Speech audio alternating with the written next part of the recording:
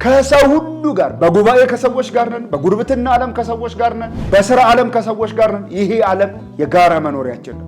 ወገኖቼ ሆይ ልባችን ግን ከእርሱ ጋር ይጣበቅ ማለት ነው፣ ከጌታ ጋር። አማኝ መተማመን ያለበት በእግዚአብሔር ነው። ስለዚህ በምንኖርበት በሕይወት ዘመናችን ከሰው ልባችን እንዳይጎዳ መጠበቅ አለብን። ወይኔ ሰበረኝ እንዳንል፣ ወይኔ ጎዳኝ እንዳንል መጠንቀቅ አለብን። ከሰዎች ተጠበቁ። በልቶ ካጅ ስለሆነ፣ ወስዶ ካጅ ስለሆነ፣ ልክ እንደ እፉኝት ያለ ጠባይ ስላለው ሰው ከሰዎች ተጠበቁ ተብለናልና ልንጠበቅ ያስፈልጋል። ሁልጊዜም ቢሆን አያችሁ በሥጋ ለባሹ ላይ የሚታመን የተረገመ ነው ተብሎ ተጽፏል።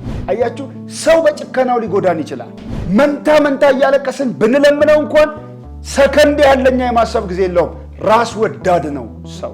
ስለዚህ ልባችን እንዳይጎዳ ምን እናደርግ ካላችሁ እግዚአብሔርን ብቻ በፍጹም ልብ ማመን። እግዚአብሔር ብቻ ነው የሚታመን አምላክ።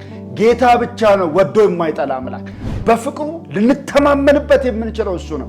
አይጥለኝም የምንለው ወዳጅ እሱ ብቻ ነው። አይተወኝም የምንለው ወዳጅ እሱ ብቻ ነው። በፍጹም አምላኬ ከኔ አይለይ የምንለው እሱም ብቻ ነው።